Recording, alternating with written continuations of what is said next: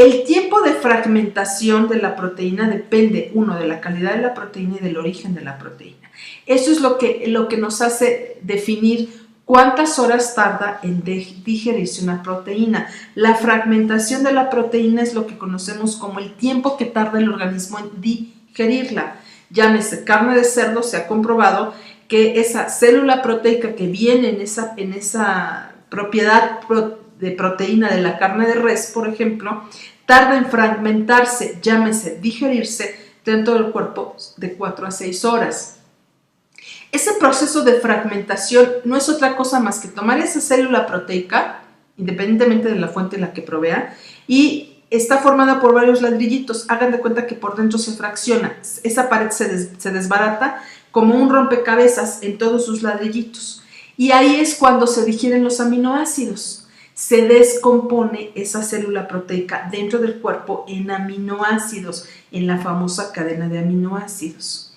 De estos aminoácidos el organismo los vuelve a absorber y entonces los vuelve a juntar en otra pared para formar otro tipo de proteína más específica. Ahí sí depende la calidad de la proteína, la fuente de la proteína y sobre todo qué tipo de aminoácidos se están fragmentando en esa proteína.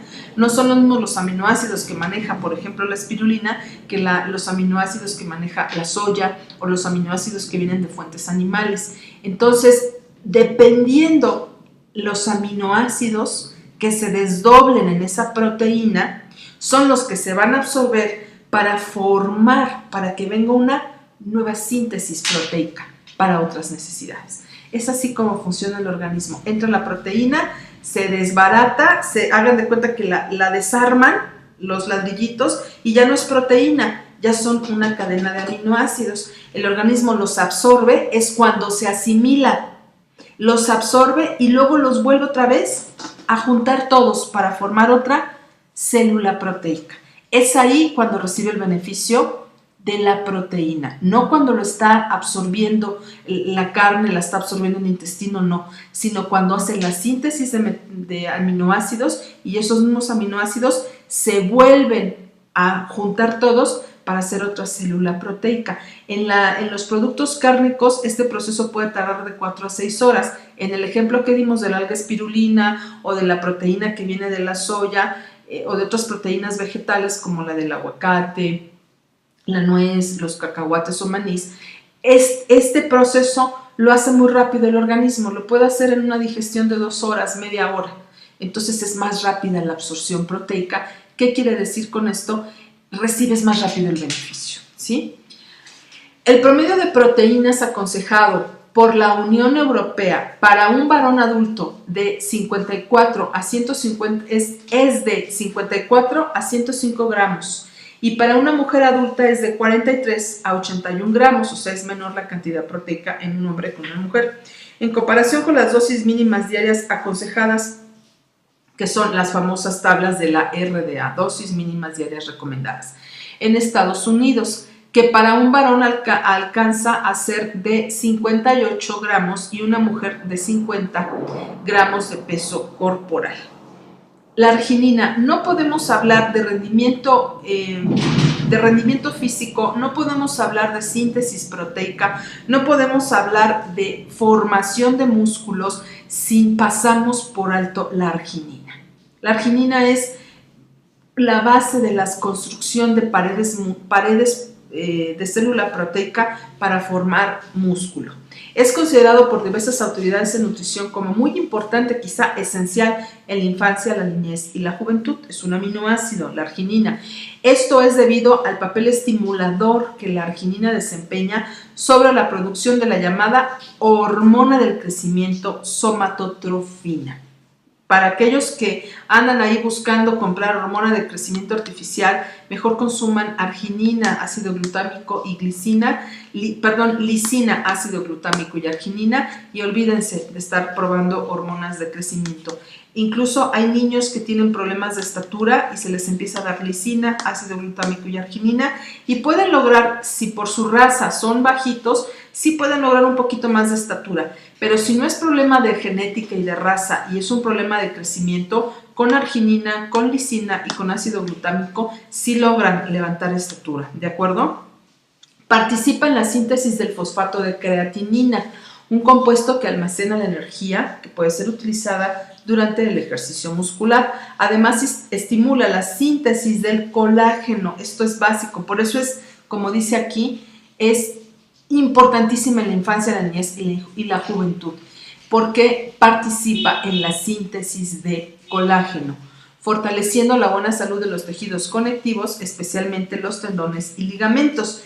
Y también, como participa en la síntesis de colágeno, es muy utilizada, por ejemplo, para problemas de salud deportiva, en la cuestión de ligamentos, tendones, sistema óseo, cartílagos, y se utiliza también para evitar el envejecimiento celular de dentro hacia afuera por la síntesis de colágeno.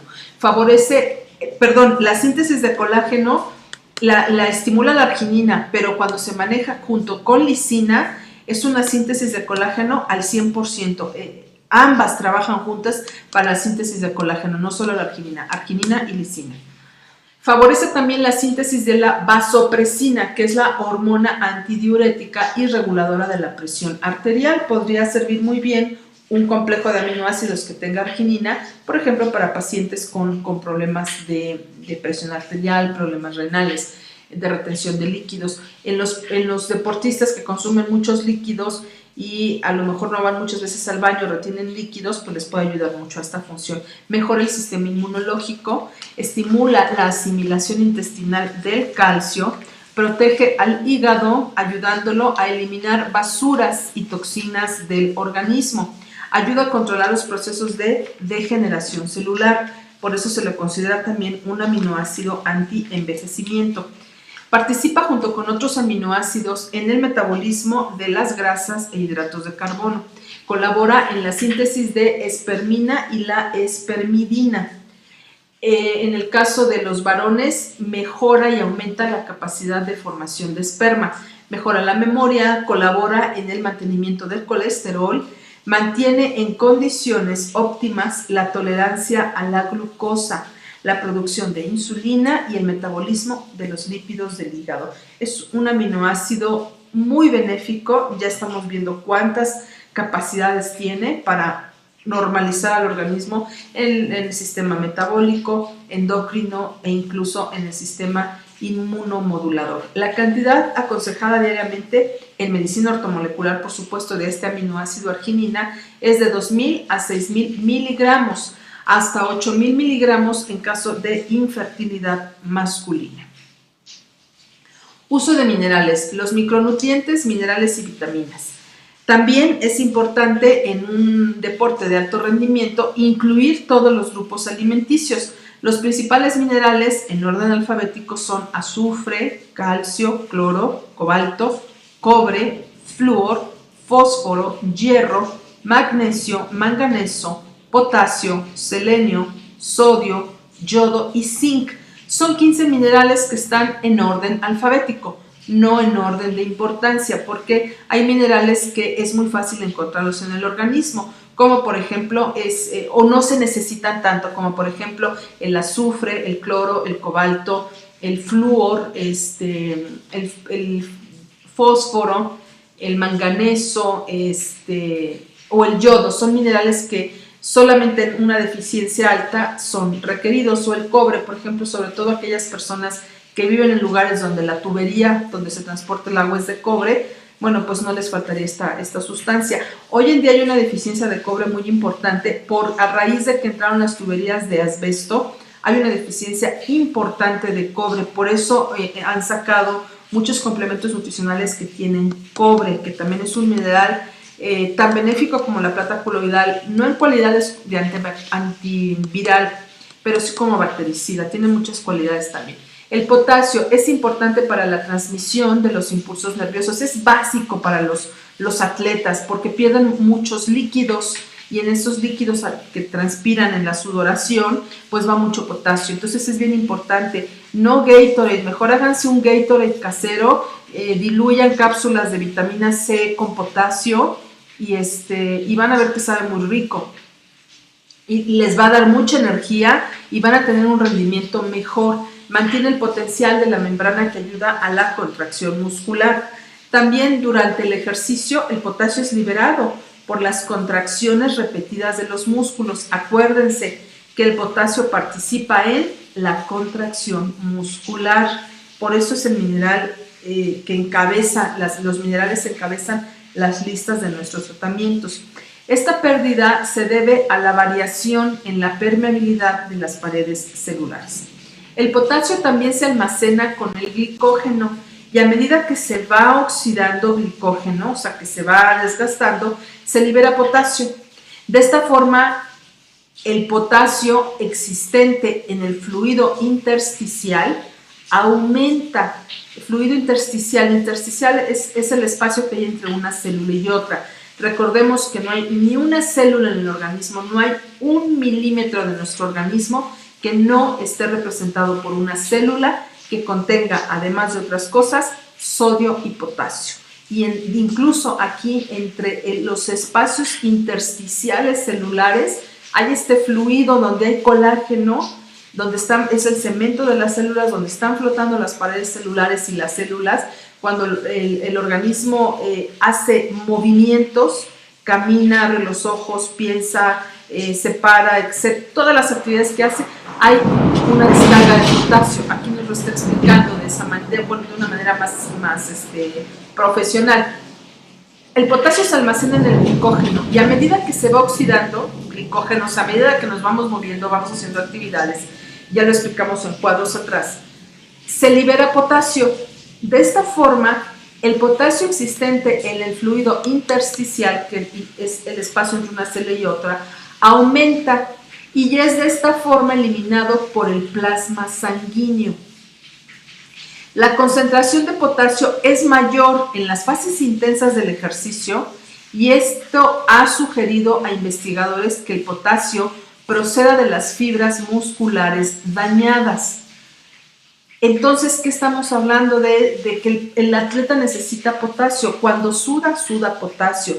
Cuando camina, cuando se desgasta, cuando hace atletismo, está desgastando potasio.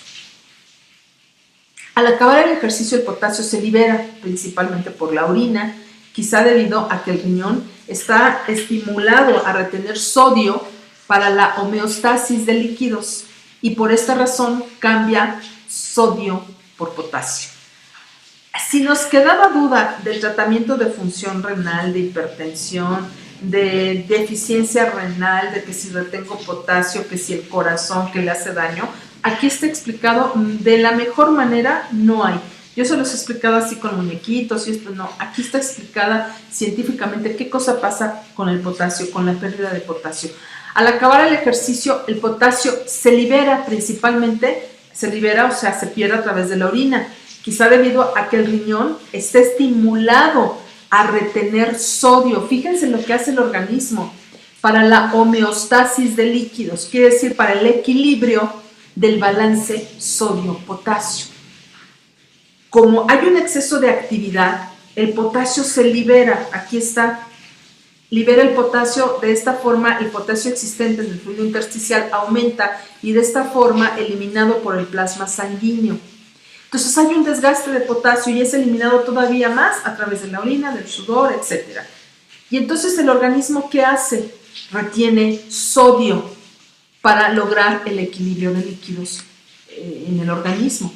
Por esta razón cambia al sodio por potasio. Se queda con sodio, elimina el potasio. Luego entonces, si yo hiciera un estudio clínico de orina y de sangre, esta persona tiene altísimo el potasio, no lo está liberando. Entonces no hay ningún riesgo en darlo, ¿de acuerdo? La cantidad aconsejada diariamente en medicina ortomolecular es de 1000 a 5000 miligramos de potasio. 1000 a 5000 miligramos de potasio. Por supuesto que estas cantidades no vienen en los minerales líquidos ionizados. ¿Por qué?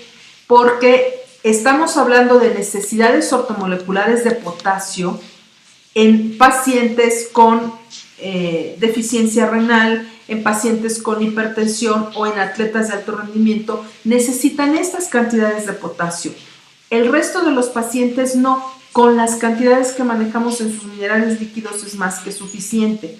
Hay estos casos, o por ejemplo que tienen un dolor muscular, que tienen por ejemplo esclerosis múltiple, que tienen alguna contusión, necesitan más dosis de potasio. Aquí está la referencia, 1000 a 5000 miligramos, que no se dan con los minerales líquidos, por eso hay que tomarlo en comprimidos o cápsulas, además de los minerales. Solito el potasio. El magnesio juega un papel muy importante en la transmisión neuromuscular. Se ha detectado bajos niveles de magnesio en el plasma sanguíneo de deportistas de resistencia. La cantidad aconsejada diariamente en medicina ortomolecular es de 1000 a 2000 miligramos. De 1000 a 2000 miligramos. Hace unas semanas me decían que el magnesio que podría ser muy alto. Estas son dosis ortomoleculares. Estamos hablando de personas que requieran estas cantidades de magnesio. ¿Cuáles serían? Neuropatía, esclerosis múltiple, depresión, fibromialgia y atletas de alto rendimiento. Aparte de los minerales ionizados, requieren más dosis de magnesio. Y aquí está la referencia, 1000 a 2000 miligramos. En caso del calcio, el esqueleto humano está constantemente renovando calcio. El calcio sobrante se elimina principalmente por la orina. El calcio tiene una gran utilidad en el ejercicio, ayudando en la contracción inicial del músculo y trabaja de la mano con el magnesio y del potasio. Los niveles de calcio en el plasma sanguíneo no varían entre los deportistas y las personas sedentarias. La cantidad aconsejada diariamente de calcio a nivel ortomolecular es de 2000 a 8000 miligramos. Y lo recalco porque luego hay dudas de que, pero es que es demasiado. No, son dosis ortomoleculares cuando hay un déficit de calcio. Si no hay deficiencia de calcio, entonces no necesitas dosis ortomoleculares del mineral. Ahora, el uso de vitaminas, pues hay muchísimas vitaminas que se emplean para la cuestión del desgaste físico y requieren todos los grupos alimenticios. La vitamina B1, ya que tiene un papel muy importante en la conversión oxidativa, en el metabolismo y en la oxidación de los carbohidratos. La cantidad aconsejada es de 50 a 600 miligramos. Si bien el complejo B tiene vitamina B1, aquí en cuestión ortomolecular para atletas de alto rendimiento, para la tonicidad muscular, para el sistema nervioso, sería de 50 a 600 miligramos. La vitamina B2 se encuentra relacionado con la energía del metabolismo mitocondrial, o sea, el metabolismo que tiene la fase del núcleo de la célula, donde se reciben todos los nutrientes. Los estudios realizados muestran que esta vitamina no influencia ni mejora el rendimiento deportivo. La cantidad aconsejada ortomolecular va de 100 a 1000 miligramos. En el caso de la vitamina B12, ya vimos que la espirulina tiene muy buena cantidad de vitamina B12, pero si lo requieres, por ejemplo, para la cuestión muscular, para que si tienes contusiones musculares, si hay edema, dolor muscular o falta de crecimiento, bueno, este sería un muy buen recurso en dosis ortomoleculares. De lo contrario, si no hay estas necesidades, el complejo B tiene vitamina B12 y lo puedes encontrar no en dosis ortomoleculares, pero sí en buenas cantidades a nivel nutricional en el alga espirulina. La B12, o conocida también como cianocobalamina, funciona como una coenzima en el metabolismo del ácido nucleico. Por eso es importantísimo. Un complejo B sin B12 no es complejo B, porque participa en el metabolismo del ácido nucleico y por lo tanto influencia en la síntesis de proteínas. Los ciclistas y los deportistas anaeróbicos toman esta vitamina bajo la creencia de que disminuye el dolor muscular durante la práctica del ejercicio. Las investigaciones realizadas no muestran evidencias de que eso suceda, pero puede existir déficit de esta vitamina en los atletas vegetarianos. Yo, por ejemplo, en el caso de un paciente con edema por accidente, por luxaciones, en caso de accidentes en el atletismo o incluso en la neuropatía diabética, aparte del complejo B, se le dice al paciente que tome B6 y B12, porque sí actúa como un relajante y nutritivo del sistema nervioso, sí los ayuda a regenerar. La cantidad aconsejada diariamente es de 100 a 2000 microgramos. La niacina es una maravilla para atletas de alto rendimiento, para favorecer la circulación, la microcirculación. Funciona como coenzima en nicotinamida adenina dinucleótido, que hace en las siglas NAD. ¿Qué es lo que hace esta sustancia así de nombre tan folclórico? Sus funciones en la glucosis y en la síntesis de grasa. Algunos autores han hipotetizado que esta vitamina influencia la potencia aeróbica, lo que es importante en la mejora de marcas en los atletas de resistencia. Lo que pasa es que la niacina es un vasodilatador y entonces es un transportador de oxígeno y eso quizás sea lo que haga que en fases aeróbicas donde requieren de mucha oxigenación el atleta, bueno, pues la niacina va a abrir los vasos capilares para que fluya el oxígeno de una persona que se pretende esté muy bien alimentada y muy bien oxigenada. La cantidad oxigenada diariamente es de 100 a 3000 miligramos de niacina en medicina ortomolecular. Este sería el planteamiento sobre qué nutrientes requiere atletas de alto rendimiento. Como hemos visto, requieren de todos los planteamientos nutricionales, pasando por las proteínas, los minerales, todos, contamos 15 minerales, aminoácidos, vitaminas y por supuesto el uso de las proteínas. Vimos la importancia de la proteína, repasamos rápidamente, aprovechamos el tiempo para ver cómo se hace la síntesis de proteína, para que nos quede muy claro por qué la importancia de la ingesta de ellas, no solamente para atletas de alto rendimiento, sino para en general todas las funciones del cuerpo. Entonces, espero que haya sido un tema interesante para ustedes, que les sirva para apoyar no solo a sus pacientes atletas, sino en general apoyar en lo que se refiere a movimiento, a desgaste de energía, almacenamiento de energía y lo más importante, generar esta necesidad de que es parte de la función, la necesidad orgánica, hacer ejercicio, movilizar, dinamizar el cuerpo por esta sencilla proceso que hace de glucógeno en el organismo. Necesita metabolizarse, necesita desgastarse para que no quede depositado en el hígado en forma de grasa. Entonces creo que es un buen tema para ponerse a pensar que es importante hacer ejercicio, amén de las famosas olimpiadas. Hay que hacer movimiento en el cuerpo para oxigenarlo, para metabolizar y para que esa energía no se quede concentrada de manera inadecuada en el organismo. No sé si hay más preguntas de parte de ustedes. En un ratito más viene Isaac para abrir los micrófonos o concluir el tema. Espero que les haya sido de mucha utilidad. Les encargo mucho que repasen el tema de los 12 ramos de las diabetes, los tratamientos. Es muy importante y sí les pido mucho que tomen conciencia de cuando atienden un paciente hipertenso y diabético, tiene que ser con toda la certeza de que dominan el tema, con toda la certeza. Hola. Hola, hola. ¿Sí? Hola, hola. Espero que les haya sido de mucha utilidad. Hola. Les encargo mucho que repasen el tema de los 12 ramos de las diabetes. Hola. ¿Sí? ¿Quién habla? Hola. ¿Hola? ¿Sí me escuchas, Silvia? Sí, aquí estoy. Cuando atienden un Dame un paciente segundito, ahorita. Bueno, mientras llega Isaac, les decía que tomemos mucha conciencia respecto al tema de diabetes en cuestión de atender a un paciente, examinar muy bien en qué estado llega de salud, sus niveles de glucosa, bien importante si es hipertenso, luego canalizar la terapia desintoxicante que le conviene en cuestión de dosis y valorar muy bien, ver sus piecitos, su circulación, sus ojos. Vaya, cuando atendamos a un paciente con este tipo de desórdenes metabólicos e inmunológicos, tenemos que tener bien claro el planteamiento ortomolecular para no cometer errores y para que de verdad funcione, porque de nada sirve que la medicina ortomolecular tenga muchas evidencias de que podemos quitar la etiqueta de diabetes mellitus 2 si no sabemos aplicar, si no entendemos el proceso por el que está pasando el paciente, si no exploramos adecuadamente la sintomatología, la historia clínica, hábitos de vida del paciente. Entonces, se los dejo de tarea para que cuando ustedes ya se metan a la práctica de atenderlos, sea de lo mejor el tratamiento.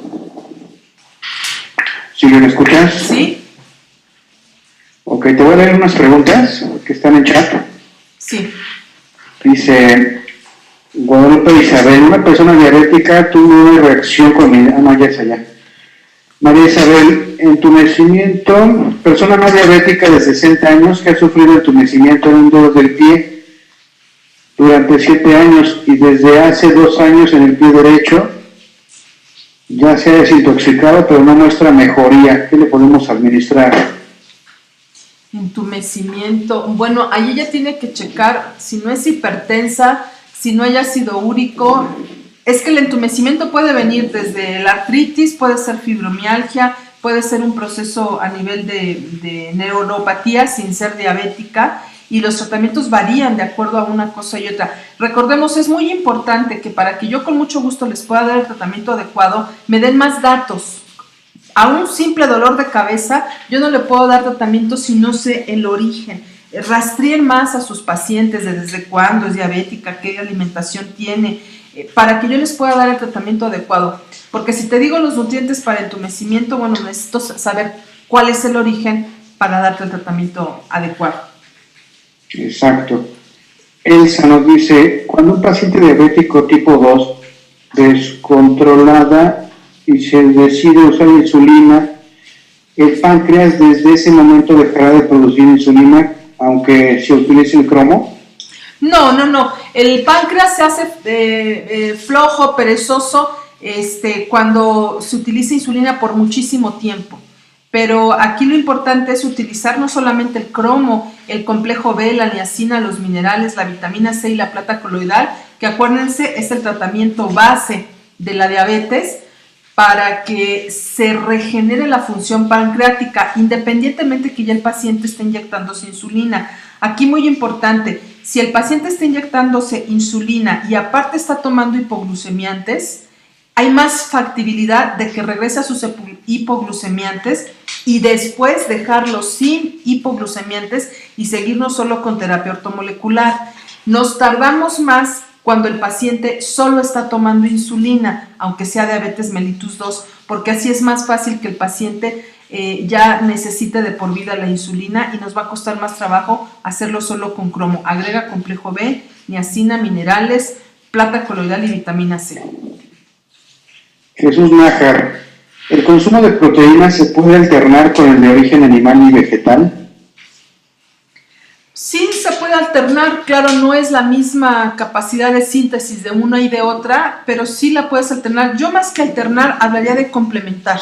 La calidad proteica que viene de la carne y de los mariscos no la tiene las cualidades de proteínas vegetales, ni en cantidad ni en procesos de asimilación. Por ejemplo, el pescado desde hace muchos años ha sido la calidad proteica más alta, pero el pescado viene muy contaminado y contamina la proteína, entonces eso hace que el organismo la metabolice de manera muy tardada. Entonces yo en lugar yo te sugeriría que complementes con una proteína vegetal a las proteínas que tú consumes y sería mejor.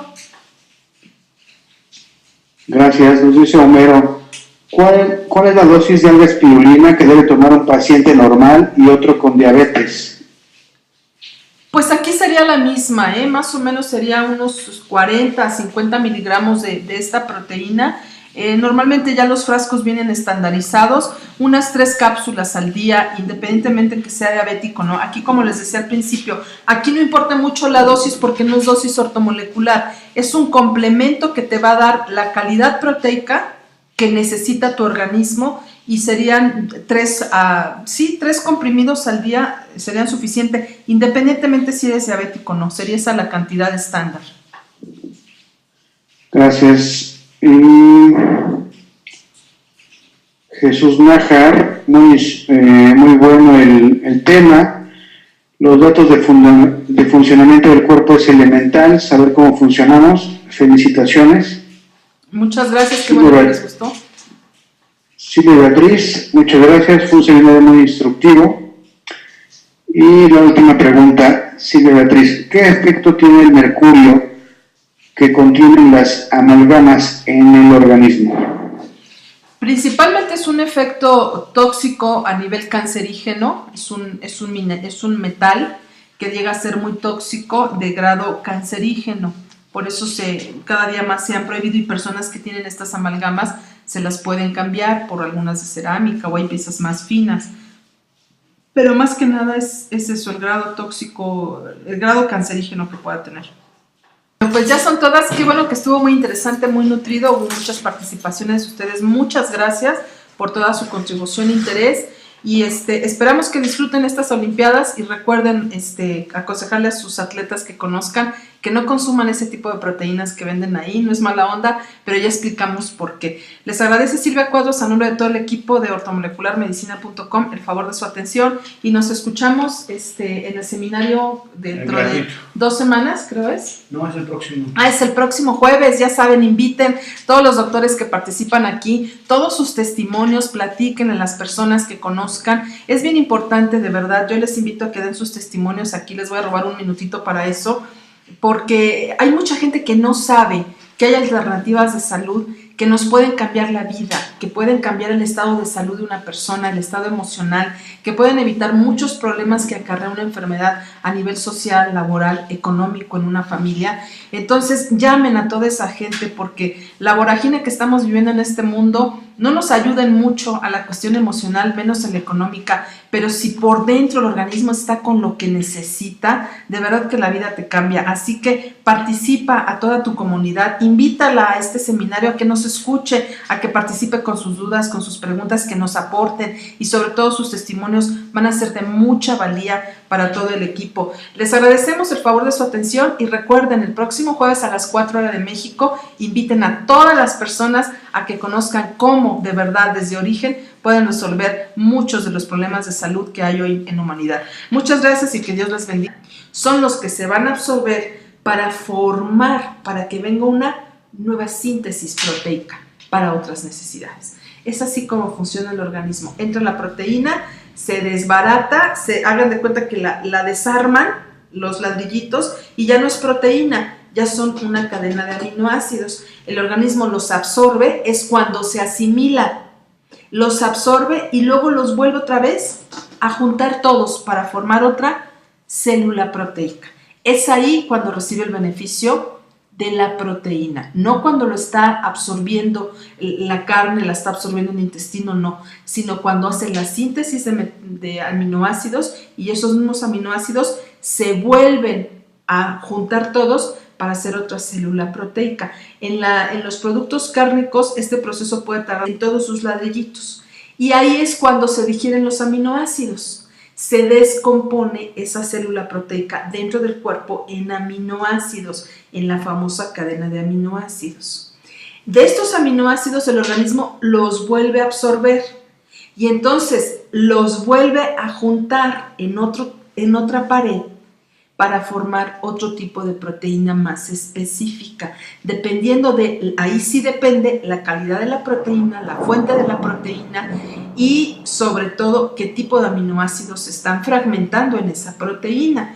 No son los mismos los aminoácidos que maneja, por ejemplo, la espirulina, que los aminoácidos que maneja la soya o los aminoácidos que vienen de fuentes animales. Entonces, dependiendo los aminoácidos que se desdoblen en esa proteína de 4 a 6 horas. En el ejemplo que dimos de la alga espirulina o de la proteína que viene de la soya o de otras proteínas vegetales como la del aguacate, la nuez, los cacahuates o manís, este proceso lo hace muy rápido el organismo, lo puede hacer en una digestión de 2 horas, media hora. Entonces es más rápida la absorción proteica. ¿Qué quiere decir con esto? Recibes más rápido el beneficio, ¿sí?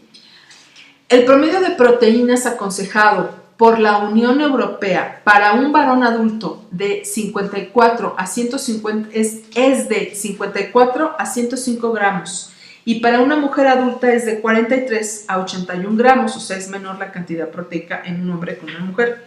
En comparación con las dosis mínimas diarias aconsejadas, que son las famosas tablas de la RDA, dosis mínimas diarias recomendadas. En Estados Unidos, que para un varón alcanza a ser de 58 gramos y una mujer de 50 gramos de peso corporal. La arginina, no podemos hablar de rendimiento físico, no podemos hablar de síntesis proteica, no podemos hablar de formación de músculos sin pasamos por alto la arginina. La arginina es la base de la construcción de paredes de célula proteica para formar músculo. Es considerado por diversas autoridades en nutrición como muy importante, quizá esencial en la infancia, la niñez y la juventud. Es un aminoácido, la arginina. Esto es debido al papel estimulador que la arginina desempeña sobre la producción de la llamada hormona del crecimiento. El tiempo de fragmentación de la proteína depende, uno, de la calidad de la proteína y del origen de la proteína. Eso es lo que nos hace definir cuántas horas tarda en digerirse una proteína. La fragmentación de la proteína es lo que conocemos como el tiempo que tarda el organismo en digerirla. Llámese carne de cerdo, se ha comprobado que esa célula proteica que viene en esa propiedad de proteína de la carne de res, por ejemplo, tarda en fragmentarse, llámese digerirse, dentro del cuerpo de 4 a 6 horas. Ese proceso de fragmentación no es otra cosa más que tomar esa célula proteica, independientemente de la fuente en la que provea, y está formada por varios ladrillitos. Hagan de cuenta que por dentro se fracciona, esa pared se desbarata como un rompecabezas.